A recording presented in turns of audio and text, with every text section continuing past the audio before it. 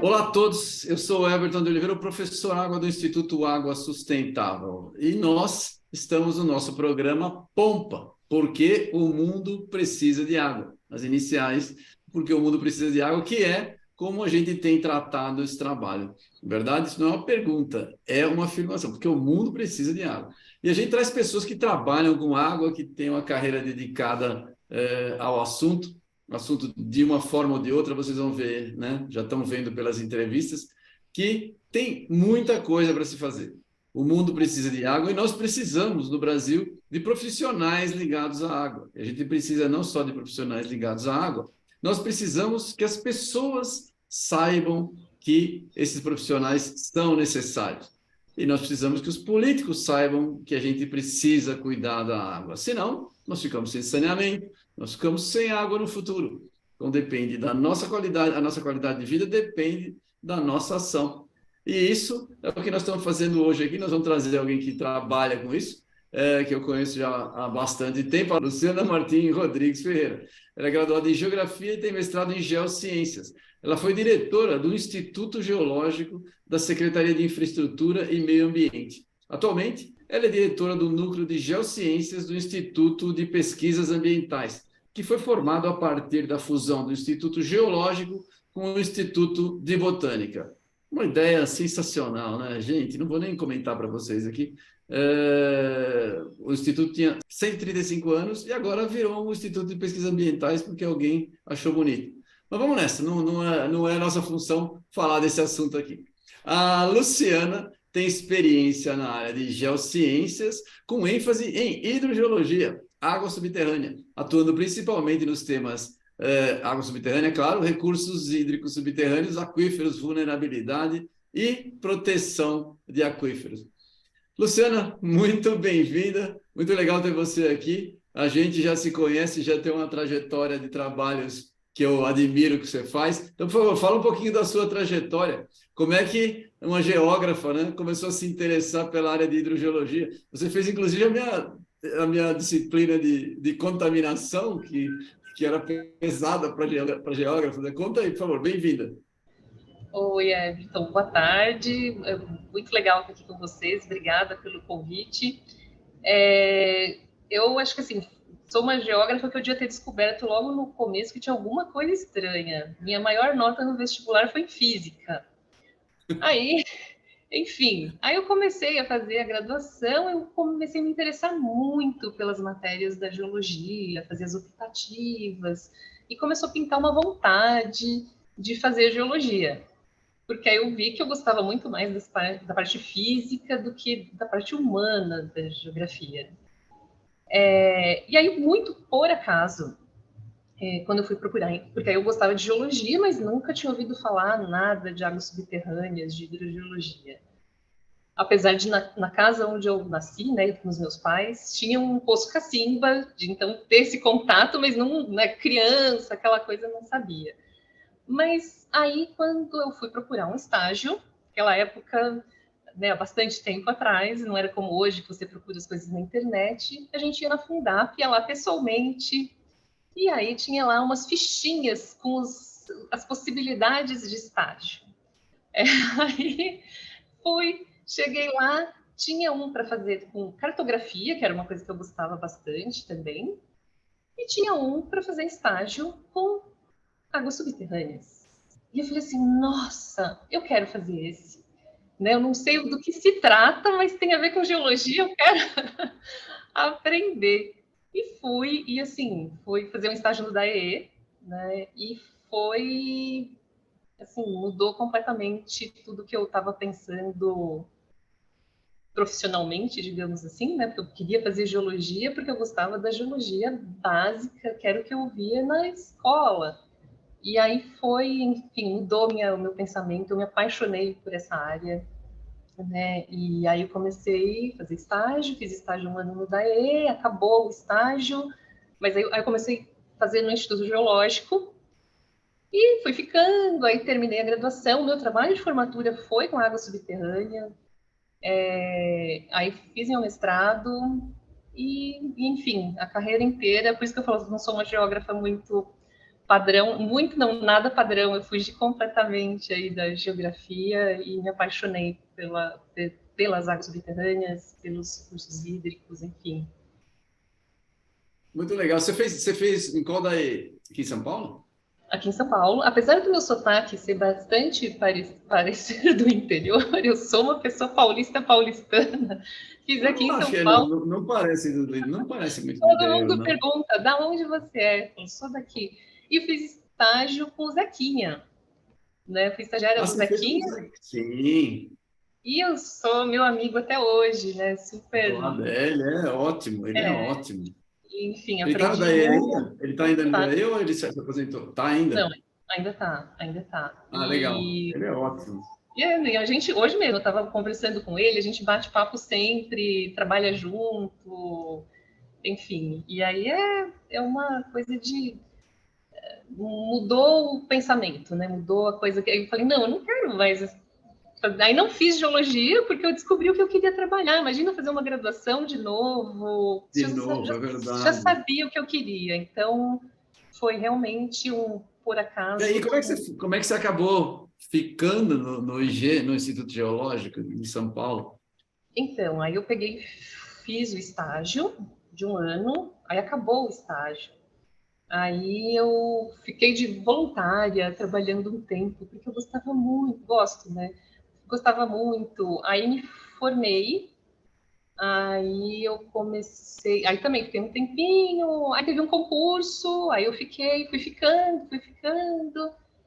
Aí teve concurso para pesquisadora, que eu falo que eu fui estagiária, fui assistente de pesquisa e sou pesquisadora já há alguns anos. Aí acabei virando até diretora geral do instituto, uma geógrafa, diretora de um instituto geológico.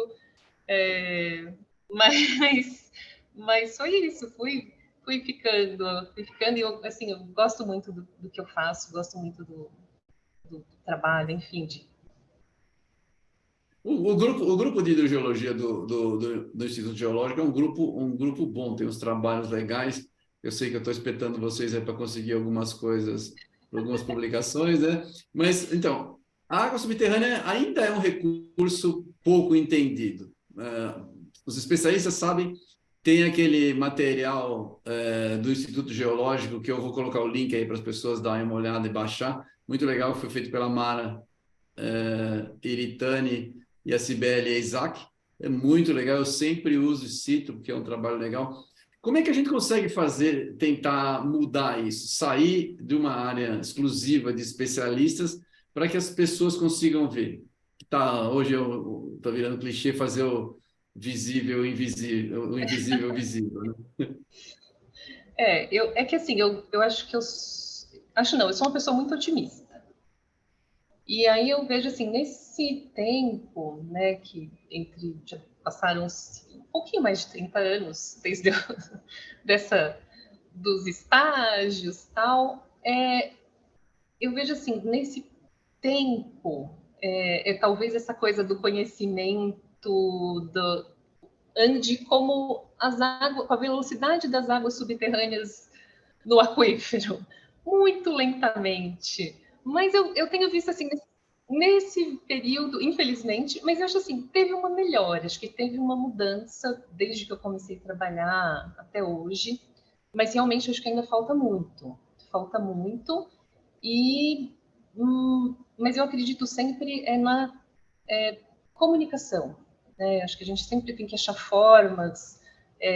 Isso tem um pouco, assim, aí eu me incluo, porque eu falo dos geólogos, mas eu me incluo um pouco aí no pessoal das geociências, acaba sempre, de um modo geral, trabalhando muito junto, porque você conhece, fala a mesma língua, mas eu acho que falta isso, a gente falar de um jeito diferente, entrar em coisas diferentes. Então, assim, até a gente estava conversando um pouquinho antes, política, né? Algumas coisas assim, a gente precisa invadir outras áreas, digamos assim, né? A gente precisa, e assim, acho que comunicação é fundamental, porque ainda é bastante desconhecido, acho que tem depois de alguns eventos aí, como teve há um tempo atrás o projeto do Aquífero Guarani, acho que isso ajudou a ter assim, as pessoas começaram a pensar, nossa, água, aquífero, mas por outro lado todo mundo acha que só Aquífero Guarani é o único que existe em São Paulo, no Brasil, né? Então, mas assim, foi um ponto que eu acho que ajudou, mas ainda falta bastante coisa. Em outras áreas, acho que também trabalho com, sei lá, Conselho Estadual de Recursos Hídricos, eu coordeno a Câmara Técnica de Águas Subterrâneas já há algum tempo. Eu vejo assim que dentro do Conselho a gente conseguiu, quem começou a Câmara lá atrás, há uns mais de 20 anos, foi o Gerôncio Rocha, né? E fantástico, ele é uma pessoa com ideias fantásticas. Eu sou mais executiva, não sou uma pessoa de tantas ideias assim como ele, mas é isso, eu acho que a gente tem conseguido e aparecido um pouco também, o pessoal enxerga bastante a Câmara como tem representante de todos os segmentos, né? Estado, municípios, tem pessoal de empresas, ONGs, universidades, então o pessoal tem enxergado assim no conselho bem a nossa atuação, acho que tem aumentado bastante. Os comitês de bacia, acho que é uma coisa que ainda falta. Alguns são mais ativos, entendem mais a problemática da água subterrânea, mas outros ainda não. E não, nem quer dizer que seja a água subterrânea não seja importante. Tem comitês que a região, a água subterrânea é muito importante e eles ainda não têm essa atuação, essa preocupação. Eu concordo, eu concordo.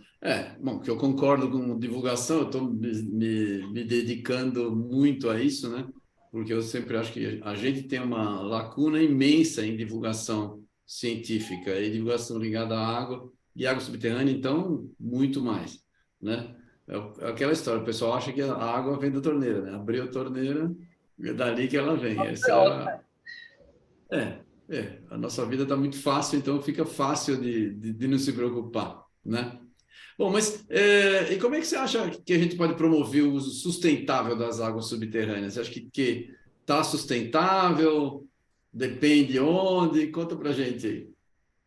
Eu acho que depende de onde, mas eu acho, aí eu volto na questão da comunicação. Eu acho que, de novo, é a questão de melhorar a comunicação. Eu acho que assim, a gente tem, né, enquanto pesquisadores, procurado fazer estudos com, né, com conjuntos, água superficial, uso de água superficial, subterrânea, várias coisas, mas também não adianta a gente só estudar, pesquisar, se falta essa consciência ainda. Então, eu acho assim, precisa muito. Outras coisas aí que a gente tem, né, várias alternativas que a gente sempre fala, mas ainda falta botar em prática, sei lá, campos de poços, reservar áreas para o uso né, de proteção mesmo de águas subterrâneas. Então, acho que assim, falta bastante coisa e eu acho que a gente tem que ir devagarinho, porque sempre tem essa coisa do, ai, nossa, é bem difícil, é complicado, mas a gente tem que ir aos pouquinhos implementando algumas coisas para tentar melhorar. Mas, sem dúvida, volto aqui, a questão da comunicação, acho que é fundamental. A gente publicou um artigo, eu publiquei um artigo com a Bruna. Eu tenho estudado bastante, esse é um tema de sustentabilidade que a gente, tanto que criou o Instituto Água Sustentável pensando nisso. A gente está usando muito mais água dos aquíferos do que a recarga permite, ou seja, é absolutamente insustentável, não tem o que discutir, né? A gente precisaria fazer alguma forma de aumentar a recarga. E isso não só na Índia eles têm os poços largos que eles fazem, mas isso aí é localizado, a gente precisa de algo regional, né? Fazer com que, por exemplo, as áreas agrícolas ampliassem a recarga e assim por diante, né? Você vê alguma chance da gente andar numa direção assim ou precisa acontecer uma situação muito pior para começar a se mexer? Não, assim, algumas coisas aí, eu acho que falta bastante conscientização, realmente é isso que você falou, né? A pessoa acha que abriu a torneira como um milagre, um passe de mágica, a água sai ali. E, sem dúvida, tem aquíferos que estão assim, sendo utilizados de um jeito que é mineração, né, de aquífero. Então, assim, isso realmente precisa mudar. Aí sai do meu olhar otimista, né, porque eu vejo que a gente passou aí por uma crise hídrica que foi uma coisa muito, muito séria, e eu vejo assim que as pessoas não aprenderam, porque se vê gente lavando, de um modo geral, as pessoas não aprenderam, né? Mas aí isso não é só o usuário lá, o público, a sociedade, acho que falta os serviços de água, tem que ter uma conscientização geral, né? E aí você pega, sei lá, um serviço autônomo de água, enfim, uma concessionária, a água é o produto que ela vende. Então ela tem que garantir esse produto. E é isso, a água é vida, água, né? Todo mundo precisa de água.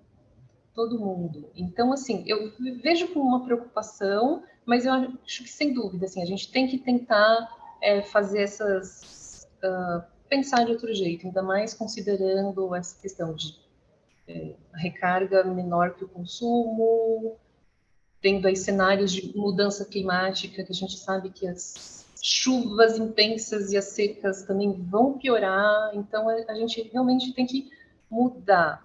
E aí o que eu vejo, assim, ações como, né, você aí com o Professor Água, os vídeos com as crianças, é fundamental, porque as crianças aprendem, elas levam e elas passam para os pais. Agora, os adultos é mais complicado, então acho que a gente tem que é isso, é focar nas crianças, mas e trabalhar com os serviços com as concessionárias, enfim, nessa conscientização que não, a água não está lá. Acho que também tem essa coisa, água subterrânea.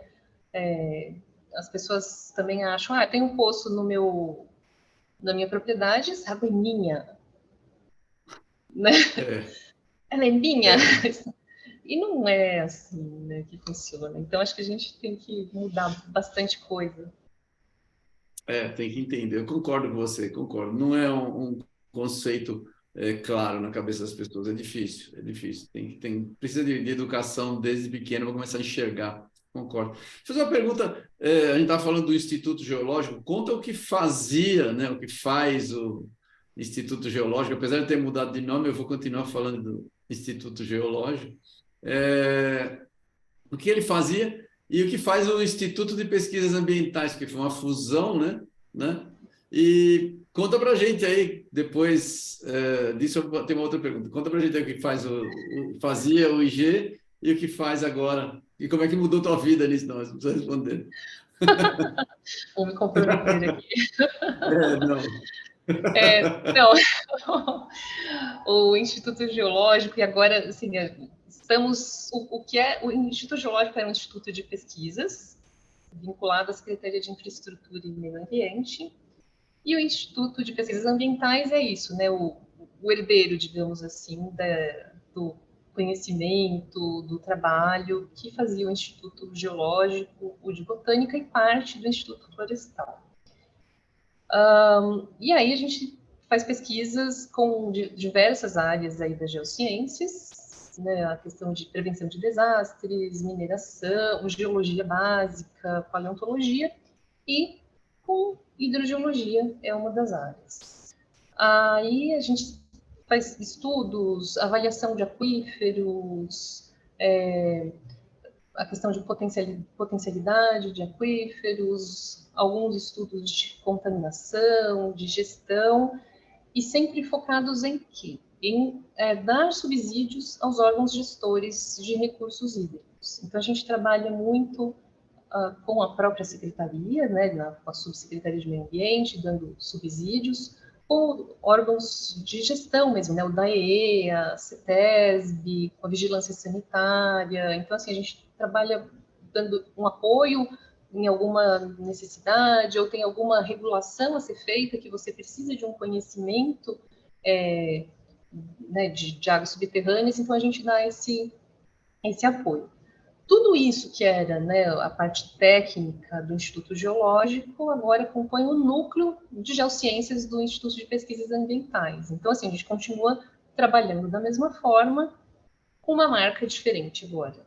E é difícil, porque 130, tudo bem que a gente não tem 135 anos, né, mas a Tudo gente... tem. Mas a gente... É difícil mudar o nome, né, falar... Em um ano, foi junho do ano passado que teve essa fusão, então a gente também se confunde, às vezes fica falando IG. Fazer uma pergunta. Para quem não é da área, para que serve o Instituto Geológico? Para dar os... é que assim, eu sempre falo de um jeito muito técnico, isso para mim aí é uma autocrítica, né? Porque a gente fala, é difícil comunicar, mas se a gente não sabe falar para quem não é da área, né? Então, é isso, dar as informações, fornecer as informações para que os órgãos que trabalham com políticas públicas possam fazer essas políticas e aplicar em benefício da sociedade. Então, o DAE ou a CITES, algumas regulações que a gente subsidiou, algumas deliberações do Conselho Estadual de Recursos Hídricos, a gente fornece a parte técnica para que o gerenciador, o órgão gestor, ele consiga entender o que está acontecendo para criar uma norma. Isso é uma das ações que a gente faz, né? Então, dá o aporte técnico para a criação de uma política pública. Sim, mas eu vejo que o alcance serve para as empresas também, que prestam serviço, porque o cara pega uma informação gerada pelo Instituto Geológico, né? Vou criar um trabalho, por exemplo, vou trabalhar com água numa determinada região. Eu baseio o meu investimento no que foi fornecido pelo Instituto Geológico. Eu não preciso fazer do zero, né? Então, é uma economia de recursos e uma geração de negócios excepcional, para quem não vê. Sem dúvida, não, sem dúvida, porque aí o resultado dos estudos, por ser um órgão público, eles ficam disponíveis e aí todo mundo pode usar, e é isso que você falou, vou fazer um projeto em tal lugar, eu já tenho uma informação sobre aquele local e que te ajuda muito, né? Claro. Você pega os relatórios do Instituto Geológico, no mínimo eu uso para as apresentações, que estão super didáticos, lindos ali, mas para um monte de coisa, eu estou brincando. A gente usa para um monte de coisa, pega os dados e você consegue pensar em como você vai fazer numa determinada área sem sair do zero. É uma economia de recursos para o Estado excepcional. Eu, sendo geólogo, enxergo perfeitamente a utilidade, né? As pessoas não enxergam, mas o Estado ganha muito dinheiro com isso. Bom, economiza dinheiro, não ganha. Ele economiza, mas vem o resultado em impostos. As empresas que são geradas, elas pagam impostos, né? E fica no Estado. É extremamente importante. Vamos lá. O IG fez alguns trabalhos. Quais as principais constatações em relação à contaminação da água subterrânea que o IG fez para o Estado de São Paulo? A gente trabalhou aí nos últimos anos, principalmente com a questão de contaminação de nitrato nas águas subterrâneas. Então, a gente estudou principalmente o aquífero Bauru, um pouco o Guarani também, mas principalmente o aquífero Bauru, né, que é um aquífero que abastece aí a região centro-oeste do estado, um aquífero livre, mais sensível à contaminação, né, porque ele está na superfície, não tem nada protegendo ele. Para quem não sabe o que é aquífero livre, para quem não sabe. É aquele aquífero. Assim, vou tentar traduzir umas palavras mais simples. Oi? Não tem problema, eu espero. Um aquífero que ele não tem nada em cima dele cobrindo ele, não tem outra... Porque, assim, no estado de São Paulo, a gente tem os aquíferos que eles tem a bacia do Paraná, por exemplo. Então, tem as camadas. O aquífero Guarani, por exemplo, ele tem o Serra Geral e o basalto em cima. Perdão, o Serra Geral, que é o basalto, e o Bauru em cima dele. Então tem alguma proteção, uma proteção natural, né, em cima dele, cobrindo e fazendo o quê? Como os contaminantes, as coisas que acontecem na superfície levem mais tempo para chegar na água subterrânea. E aí você tem um tempo enfim, da contaminante que é entrando na superfície do solo ou não chegar, ou ser, enfim, ele se deteriorar aí nesse caminho. E aí no aquífero Guarani tem a área de recarga dele, que é por onde entra a água, né, na superfície, e aquela é a porção mais vulnerável dele, mais sensível, né? E o Bauru não, o Bauru ele não tem nada em cima dele, né? Então ele está ali, não tem nenhuma coberturinha, nada. Então ele é muito sensível em relação ao Guarani, por exemplo. E ele é muito utilizado na região, né, que ele ocorre. Então você tem muitos municípios que utilizam a água do aquífero Bauru, né? Por isso que eu falei que a gente teve aí algumas coisas, por exemplo, o projeto Guarani, que fez melhorar esse conhecimento do que são as águas subterrâneas, mas a gente tem aquíferos muito importantes no estado, né, que não só o Guarani, como o Bauru, que abastece muitas e muitas cidades. Então, o que a gente encontrou nessas cidades? Municípios grandes, antigos, então, assim, a gente tem municípios grandes no interior, né? Na área urbana, você tem pontos, né, áreas de contaminação de nitrato. Então é isso, uma área bastante ocupada, uma ocupação já mais antiga, redes antigas de esgoto. Então tem um padrão, né, dessa ocupação que tem mostrado aí que tem problemas de nitrato nas águas subterrâneas. Então, esse é o principal questão relacionada à contaminação de águas subterrâneas que a gente tem trabalhado. Legal. Mas só esgoto gera nitrato como contaminante para água subterrânea ou tem mais alguma fonte? Não, tem também. Tem a questão de esgoto, e aí tanto faz ser esgoto que passa na rede, um vazamento de rede de esgoto, de coleta, as fossas, que aí também é o esgoto, mas é uma coisa localizada. Isso em áreas urbanas, a deposição de resíduos, né, no solo. Em áreas rurais tem a utilização de fertilizantes, acúmulo de dejetos animais em algum local concentrado. Então, você tem essas fontes.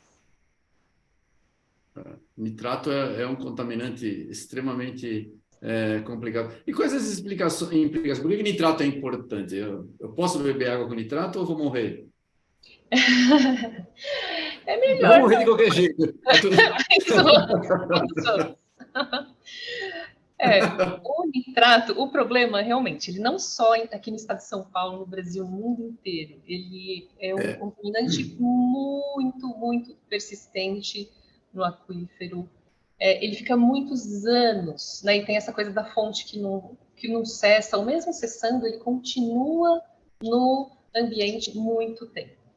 E é isso, esgoto, onde tem gente, onde tem alguma coisa, tem esgoto, então assim, é muito, muito comum, muito comum. Então a gente tem muito mais do que a gente possa imaginar essa questão aí de contaminação do nitrato. A concentração, perdão, o consumo acima do limite de potabilidade pode causar uma doença para crianças, que chama para bebês até recém-nascidos, até 6 meses, síndrome do bebê azul. O que acontece? A concentração elevada de nitrato causa um problema com as hemoglobinas no sangue, que aí não consegue fixar o oxigênio no sangue, a criança pode começar a ficar o bebê pode ficar com falta de ar, e ele pode até morrer. Aí tem gente que fala assim, mas não tem nenhum caso aqui no Brasil conhecido, registrado, de síndrome do bebê azul. Aí eu falo, pô, mas eu não quero que meu filho, meu sobrinho seja um caso registrado, né? Então, assim, então tem essa questão, bebês são muito, né, recém-nascidos em concentrações elevadas e um consumo de, enfim, de água com essas concentrações. Então, a gente não quer que isso aconteça, né? Tem estudos, ainda também não são conclusivos, que falam que pode ter problemas de câncer gástrico ou linfático. Mas também eu falo assim, eu não quero, né, Arriscar. arriscar. Então, assim, pensando que é um contaminante muito persistente, muito comum, a melhor coisa é a gente prevenir, né? Então, assim, a gente não pode beber água com nitrato. Um, uma diferença de alguns outros contaminantes é que você não tem problema de inalação ou de contato dérmico, né, com água contaminada com nitrato, mas a nossa legislação não permite utilizar essa água que ela poderia ser utilizada para usos de não consumo, né, tipo lavar um pátio, alguma coisa assim, mas a nossa legislação não permite ainda, embora a gente tenha tentado fazer aí algumas coisas junto na Câmara Técnica para, enfim, você poder utilizar usos diferentes de consumo humano, né, de ingestão de água. Legal. E uma pergunta: se alguém quiser dar uma olhada no material do IG, que produtos tem lá para o cara baixar, para ele usar em relação à hidrogeologia e como é que ele acessa isso daí? Olha, Ainda nós existe o site do temos. IG ou agora mudou de nome? Não, se você entrar lá, é que já tinha antes juntado dentro da Secretaria de Infraestrutura e Meio Ambiente, então se você entrar www.infraestruturameioambiente.sp.gov.br e agora barra IPA, né, que é o Instituto de Pesquisas Ambientais, tem lá publicações, aí você vai geológicas e você encontra, então tem o Mapa de Águas Subterrâneas do Estado, que é uma publicação do Estado, muito bacana. Tem o livro, o caderno de educação ambiental sobre águas subterrâneas, que foi esse que você comentou da Mara e da Cibele, ele é fantástico, é muito didático. E a respeito do E olha, nitrato, se você está assistindo aí, esse caderno aí não é para geólogos. Você pode ler e e vai entender. Olha, eu entendi, hein, gente? Logo vocês também podem entender. Confie em mim. exatamente, o mapa de águas subterrâneas, não, ele é bem técnico. É, Essa publicação do caderno de educação ambiental é muito legal, porque realmente usa uma linguagem mais simples. Ele não é para crianças, mas ele é para sim. adultos não especialistas, né? Então é uma publicação Um bem cara com legal. um nível de colégio Sim, consegue ler tranquilamente, sim, tranquilamente. É bem sim. legal. E É. em 2020 nós lançamos uma publicação, mas aí foi junto com várias outras instituições, com a Câmara de Águas Subterrâneas, um livro sobre nitrato nas águas subterrâneas específico. Esse é técnico, ele é voltado para o pessoal dos serviços de água, para as concessionárias, para conhecer o problema e ter lá tem umas sugestões do que fazer. É bastante completo, é bem legal, mas esse já é um pouco, já é mais técnico. E todos disponíveis para download gratuitamente. Então é só chegar lá e baixar. Sim, sim, são muito legais. Eu recomendo muito, recomendo muito. É, bom, e quais são as perspectivas, então, para nossas águas subterrâneas? Só para a gente chegar aqui, estamos chegando no final da nossa entrevista. Você tem trabalhado com isso há um tempão, né? A gente está tentando melhorar o conhecimento, fazer a divulgação que você falou. Como é que você, que é um otimista, eu também sou, como é que você vê o nosso futuro aí em relação ao uso de água subterrânea e o uso de água em geral, com o trabalho do agora IPA, Instituto de Pesquisas Ambientais?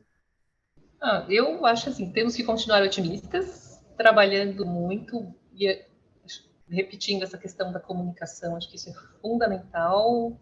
Trabalhar coisas novas, como essa questão de uso, eu comentei que uso conjunto, e acho que realmente implementar essas coisas que a gente sempre fala aí de alternativas, mas que fica meio no ar. Então, assim, acho que a gente tem que continuar batalhando, tem que ter, né, sermos persistentes. Eu acho que ver tudo isso que já passou aí nesse tempo, ter um pouco, ter paciência, né? Mas Sempre, sempre. bastante paciência, mas continuar. Eu acho que é isso. Eu consigo ver aquela coisa do copo meio cheio, meio vazio. O copo tá lá, tá meio cheio. Então falta a gente completar aí com, enfim, trabalho conjunto. Acho que é fundamental a gente continuar. E é isso. Acho que falta assim, trabalhar com as empresas, trabalhar entre os órgãos técnicos. A gente tem que trabalhar Sim. em conjunto, porque sozinho a gente não, É verdade, enfim, é então verdade. é É uma, muito. bom, é o trabalho de pesquisador de ciência. Você vai colocando, cada um vai colocando um pedacinho do quebra-cabeça, né? Bem assim que se É isso aí. constrói. É, legal. Bom, foi muito legal ter você aqui. Por favor, se puder fazer suas considerações finais. Obrigado, Luciana. Pode falar. Foi muito legal também, gostei muito. Queria parabenizar vocês pelo trabalho que vocês têm feito. Acho que é fundamental a gente conscientizar aí desde crianças, adultos. E é isso, temos uma longa jornada pela frente, mas vamos em frente. E muito bom estar aqui e conversar. É bem bacana, gostei muito. Eu que agradeço. Muito obrigado, gente. Nós tivemos aqui a Luciana Martim Rodrigues Ferreira. Ela foi a diretora do IG, agora ela está no IPA, que mudou de nome, para que todo mundo saiba. Os links estão aí. O material produzido pelo IG é de alta qualidade. Se vocês tiverem interesse, vocês podem dar uma olhada no site. Ela passou o link, nós vamos colocar aqui para vocês baixarem. É muito legal. E estudem água, é extremamente importante. Água subterrânea. Vejam o exemplo da Luciana, que começou a gostar de água subterrânea sem ser especialista e se tornou uma das grandes especialistas aqui no Brasil. Obrigado, Luciana. Parabéns pelo seu trabalho. Muito legal ter você com a gente. Obrigado. Obrigada.